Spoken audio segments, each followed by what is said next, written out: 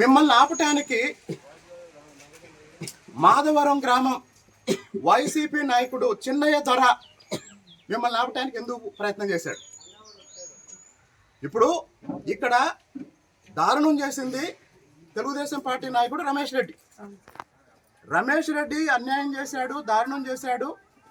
రమేష్ రెడ్డి నుంచి మాకు న్యాయం చేయండి, రక్షణ కల్పించండి అని తండాల నుంచి మీరు బయలుదేరారు. మరి తెలుగుదేశం పార్టీ నాయకుడు రమేష్ రెడ్డి చేసిన తప్పుల్ని ఎమ్మెల్యే దృష్టికి తీసుకురావడానికి తండాల నుంచి మహిళలు వస్తుంటే వైసీపీ నాయకుడు చిన్నయ్య ద్వారా ఎందుకు రమేష్ రెడ్డి తరఫున మీకు ఫోన్ చేశాడు? మొదటి పాయింట్. మాధవరం వైసీపీ సర్పంచ్ వైకుంఠరావు రమేష్ రెడ్డి తరఫున ఎందుకు ఫోన్ చేశాడు? రమేష్ రెడ్డి 3 సార్లు ఎందుకు ఫోన్ చేశాడు? మీరు బయలుదేరిన తర్వాత వీళ్ళందరూ ఫోన్లు చేశారు. అలాగనే పాస్టర్ జాన్ ఎందుకు మిమ్మల్ని ఆపటానికి ఫోన్ చేశాడు? ఒకవేళ రమేష్ రెడ్డి ఏ తప్పు చేయకపోతే ఎందుకు తప్పించుకొని తిరుగుతున్నాడు? ఎందుకు ట్రాక్టర్లు ఇస్తున్నాడు, డబ్బులు ఇస్తున్నాడు?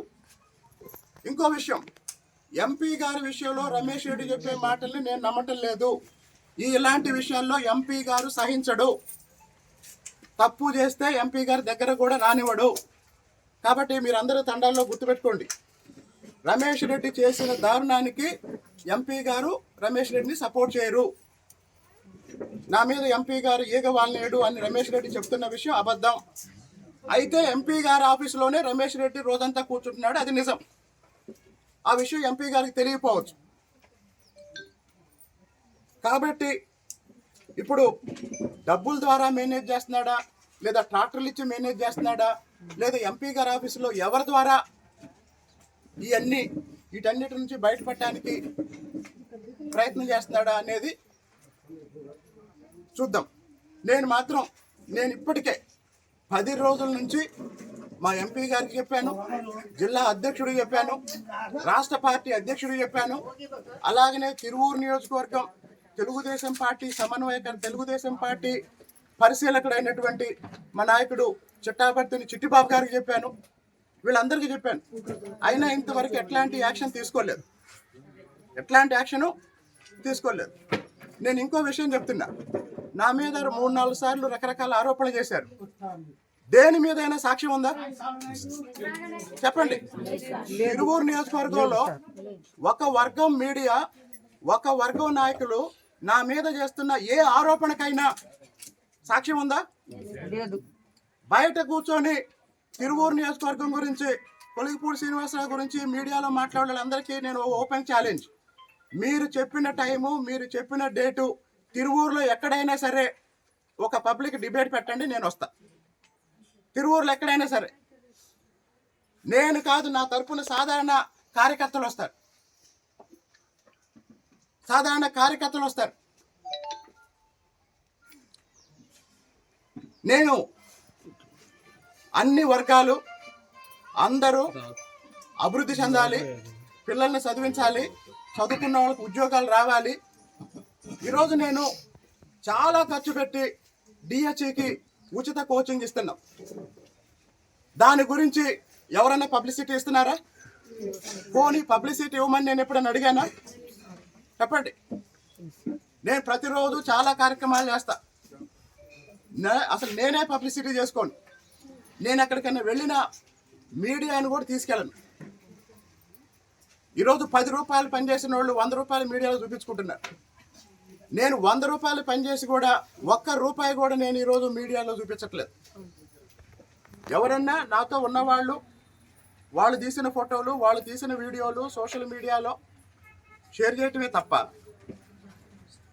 చాలామంది అనుకుంటున్నారు, కొలిగిపూడి శ్రీనివాసరావు మాట్లాడలేదేంటి, కొలిగిపూడి శ్రీనివాసరావు మౌనంగా ఉంటున్నాడు ఏంటి? జగన్మోహన్ రెడ్డి కన్నా మంచి పరిపాలన అందించమని జనం మనకు ఓట్లేశారు. రోజు జగన్ తిట్టమని ఓట్లేయలేదు. జగన్ చేసిన తప్పుల్ని చేయకుండా జగన్ కన్నా మంచి పాలన అందించమని ఓట్లేశారు. నేను అసెంబ్లీలో మాట్లాడింది కూడా తిరువూరులో ఉన్న సమస్యల గురించి మాట్లాడాను, రాజకీయాల గురించి మాట్లాడలే. రాజకీయాలు మొదలు పెడితే నాకన్నా నక్కివాడు మాట్లాడలేడు, లేదా చాలా మంది కన్నా చాలా ఎక్కువ తెలిసినారు. చాలామంది తెలియని విషయం ఏంటంటే నేను మాట్లాడిన వార్తే, నేను మాట్లాడకపోయినా వార్తే. కానీ మనం మాట్లాడితే దానివల్ల ప్రజలకు లాభం ఉండాలి, దానివల్ల సమాజానికి లాభం ఉండాలి. నేను 5 ఏళ్ళు అమరావతి గురించి మాట్లాడా. నేను మాట్లాడిన ప్రతి మాట కోట్ల మంది విన్నారు. ఈరోజు మన అదృష్టం, చంద్రబాబు నాయుడు గారు ముఖ్యమంత్రి అయ్యారు, అమరావతి మళ్ళీ మొదలైంది, పోలవరం పరుగు పెడుతుంది. ఒక పక్క చంద్రబాబు నాయుడు గారి నాయకత్వంలో అభివృద్ధి జరుగుతుంది, ఇంకో పక్క తిరువూరు నియోజకవర్గంలో ఈ మధ్య కాలంలో నాగార్జున సాగర్ కాలం నుంచి మన పంటలకు రావాల్సిన నీళ్లు రాక పంటలు ఎండిపోయే పరిస్థితి ఏర్పడితే నేను కాలువలంట తిరిగి తెలంగాణ అధికారులతో మాట్లాడి, మన అధికారులతో మాట్లాడి, దండం పెట్టి, బత్తెమలాడి, రకరకాలుగా ప్రయత్నం చేసి కొన్ని నీళ్లు సంపాదించి 3-4 రోజులు ఇంట్లో లేకుండా వెళ్ళిపోయాడు. అంటే నేను స్పందించి సీరియస్గా రియాక్ట్ అవుతానండి. నేను చాలా సంయమనంతో జిల్లా అధ్యక్షుడికి చెప్పి, రాష్ట్ర అధ్యక్షుడికి చెప్పి, ఎంపీ గారికి చెప్పి, పార్టీ ద్వారా క్రమశిక్షణ పార్టీ ప్రోగ్రామ్స్ కమిటీ సభ్యులకి చెప్పి, పైగా ఈ ఆడియో బయట పెట్టినోడిని ₹1 కోటి ఖర్చు పెట్టైనా సరే ఏం చేయాలో అది చేస్తానంటున్నాడంట. ఈ ఆడియో బయట పెట్టింది రమేష్ రెడ్డి దగ్గర ఉండే 2 వ్యక్తులు. మరి వాళ్ళు ఎందుకు బయట పెట్టారు అని తెలుసుకుంటే ఇంతకన్నా దారుణమైన విషయాలు తెలిసినాయి. అవి నేను ఇక్కడ బయటికి చెప్పకూడని పరిస్థితి. పార్టీ నాయకులకి వ్యక్తిగతంగా నేను చెప్తాను. ఇప్పుడు నేను యాక్చువల్గా చాలా కంట్రోల్ చేసుకొని మాట్లాడుతున్నాను, చాలా బాధతో మాట్లాడుతున్నాను. ఒకటి మాత్రం చెప్తాను, ఇంకో విషయం, ఇక్కడ ఉన్న వాళ్ళందరినీ ఒక ప్రశ్న అడుగుతున్నాను, చెప్పండి. మీడియా వాళ్ళు కూడా ఇంత దారుణమైన ఆడియో బయటకు వచ్చిన 10 రోజుల తర్వాత కూడా రమేష్ రెడ్డి మీద పార్టీ పెద్దలు ఎలాంటి చర్యలు తీసుకోలేదు, ఎలా స్పందించలేదు. ఇందులో కనీసం 1% నాలాంటి వాడు ఎవడన్నా మాట్లాడితే ఏం చేసేవాళ్ళు చెప్పండి? ఏం చేసేవాళ్ళు చెప్పండి? అసలు నేను ఏం చేయకపోయినా ఇక్కడ తిరువూరులో ఏదో నేరాలు ఘోరాలు జరుగుతున్నాయని చాలామంది మీడియాలో చెప్తున్నారు కదా. నా గురించి బయట ఉండి యూట్యూబ్లోనో మీడియాలోనో చర్చలు పెట్టే వాళ్ళకి నేను ఇంతకుముందు చెప్పాను, ఇప్పుడు చెప్తున్నాను. తిరువూరు వచ్చి జనాన్ని అడగండి. కొలిగిపూడి శ్రీనివాసరావు ఏంటి, కొలిగిపూడి శ్రీనివాసరావు ఏం చేస్తున్నాడు, తిరువూరు వచ్చి జనాన్ని అడగండి. తిరువూరుతో సంబంధం లేకుండా ఎక్కడో హైదరాబాద్లో కూర్చొని లేకపోతే విజయవాడలో కూర్చొని యూట్యూబుల్లో వీడియోలు పెట్టుకున్న వాళ్ళకి ఒకటే చెప్తున్నా, నాకు స్పందించడానికి 1 నిమిషం చాలు. నేను ఈరోజు శాసనసభ సభ్యుడిగా ఉన్నందువల్ల చాలా బ్యాలెన్స్డ్గా, చాలా బాధ్యతాయుతంగా నేను ఏం మాట్లాడినా అది పార్టీకి ఇబ్బంది కలగకుండా ఉండాలన్న ఉద్దేశంతో నేను 12-13 రోజుల నుంచి చాలా చాలా చాలా చాలా కంట్రోల్ చేసుకొని ఉంటున్నా. ఇప్పుడు అడుగుతున్న పార్టీ పెద్దలను కూడా, ఒక గిరిజన మహిళ లోన్ అడిగినందుకు నువ్వు కానీ మీ అక్క కానీ వచ్చి నా దగ్గర పడుకుంటే లోన్ ఇస్తానన్న నాయకుడిని ఈ రోజు వరకు స్పందించలేదంటే, ఇదే మరి ఇతర కులాల నాయకుల నుంచి కూడా ఇతర కులాల వాళ్ళు తప్పు చేసినా కూడా ఇలానే స్పందిస్తారా? కులానికి ఒక న్యాయమా, నాయకుడికి ఒక న్యాయమా? తర్వాత నేను 2-3 రోజుల క్రితం మీడియాలో వార్త చూసా, తిరువూరులో 3 ట్రిప్పర్లు మట్టి తోలుతున్న ట్రిప్పర్లని పట్టుకున్నారు అని. ఆ రోజు 100 ట్రిప్పర్లు తిరువూరు రోడ్ల మీద వెళ్ళినాయి. మరి 97 ట్రిప్పర్లను ఎందుకు వదిలేశారు? 3 ట్రిప్పర్లను ఎందుకు పట్టుకున్నారు? ఎవరు పట్టుకోమంటే పట్టుకున్నారు. సరే పట్టుకున్నారు. నేను ఇంకోటి కూడా చెప్తున్నా, మరి ఆ టిప్పర్లతో మట్టి తోలిస్తున్న నాయకుల పేర్లు ఎందుకు రాయలేదు? చెప్పండి, నాయకుల పేర్లు ఎందుకు రాయలేదు? 1 నిమిషం. తర్వాత ఇంకో ప్రచారం ఏంటంటే, కొలిగిపూడి శ్రీనివాసరావు వైసీపీ వాళ్ళతో కలిసి ఏదో చేస్తున్నాడని. ఇప్పటికీ నేను ఒక వైసీపీ నాయకుడు అక్రమంగా కడుతున్న బిల్డింగు కోల్చమని వెళ్ళినందుకు నా మీద పోలీస్ కేసు పెట్టారు. ఒక వైసీపీ నాయకుడు 4 స్థలాన్ని ఆక్రమించి అక్రమంగా బిల్డింగ్ కడుతున్నాడని దాన్ని ఆపేయమని నేను విఆర్ఓని అడిగాను, పంచాయత్ సెక్రటరీని అడిగాను, ఎంఆర్ఓ గారిని అడిగాను, ఆర్డీఓ గారిని అడిగాను. వాళ్ళందరికీ చెప్పిన తర్వాత వాళ్ళు స్పందించకపోతే నేను వెళ్ళాను, నా మీద కేసు పెట్టారు. అంటే ఒక వైసీపీ నాయకుడికి వ్యతిరేకంగా నేను పనిచేస్తే నాకు మీద కేసు పెట్టారు. అలాగనే గోపాలపురంలో ఒక వైసీపీ వార్డు మెంబరు మనం వేసిన సిమెంట్ రోడ్డు మీద కంచేసి ఎవరు నడవకుండా ఆపితే నేను వెళ్ళి ఆ కంచె తీశాను. ఆ రోజు మళ్ళీ నా మీద కేసు పెట్టారు. అంటే వైసీపీ వాళ్ళ విషయంలో నేను వాళ్ళ మీద పోరాటమో వాళ్ళు చేసిన తప్పుల్ని సరిదిద్దడానికి ప్రయత్నం చేస్తే నా మీద కేసు పెట్టారు.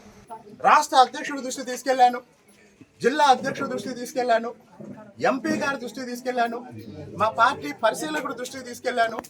అయినా సరే ఇంకో విషయం, ఇదే రమేష్ రెడ్డి తండాల్లో 320 మరుగుదొడ్లు కట్టించినట్టు ఒక్క మరుగుదొడ్డు కూడా కట్టించకుండా 320 మరుగుదొడ్లు కట్టించినట్టు బిల్స్ తీసుకున్నాడు. ఒక్క మరుగుదొడ్డు కూడా కట్టించకుండా 320 మరుగుదొడ్లు తండాల్లో కట్టించినట్టు బిల్స్ తీసుకుంటే రమేష్ రెడ్డి చేసిన అవినీతికి ఒక ప్రభుత్వ అధికారి బయలయ్యాడు.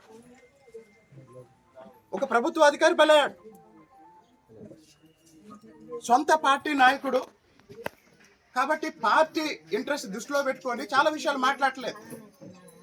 కానీ ఇప్పుడు లోన్ ఇప్పించమని అడిగిన ఒక గిరిజన మహిళని నువ్వు పనుకోవాలి, మీ అక్క పనుకోవాలని చెప్పిన తర్వాత అలాంటివి జరుగుతున్నప్పుడు రాష్ట్రంలో దేశంలో ఎక్కడ జరిగినా నేను స్పందిస్తా. అలాంటిది నా నియోజకవర్గంలో జరిగిన తర్వాత నేను స్పందించకపోతే, బాధితులకి న్యాయం జరగకపోతే నేను ఎమ్మెల్యేగా ఎందుకు ఉండాలి? ఉండవల్ల ప్రయోజనం ఏంటి? కాబట్టి మీ అందరికీ చెప్తున్నానమ్మా, 10 రోజుల నుంచి మౌనంగా ఉన్నా. నేనే అందరికీ చెప్తున్నా, పార్టీ దృష్టిలో పెట్టాం, నాయకులకు చెప్పాం, చర్య తీసుకుంటారు, కాస్త ఓపిక పట్టండి. నేను వ్యక్తిగత స్థాయిలో స్పందించడానికి నాకు నిమిషం పట్టింది. కానీ ఒక శాసనసభ్యుడిగా నేనేమన్నా స్పందిస్తే దాని మీద అందరి విశ్లేషణ ఉంటుంది.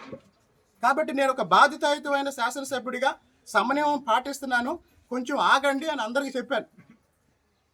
అసెంబ్లీ సమావేశాల కారణంగా కొన్ని రోజులు తర్వాత మళ్ళీ ఈ 2 రోజుల నుంచి నేను గ్రామాల్లో తిరగటం, ఇక రాత్రి మన వాళ్ళు తెలుసుకొని ఈరోజు వచ్చారు.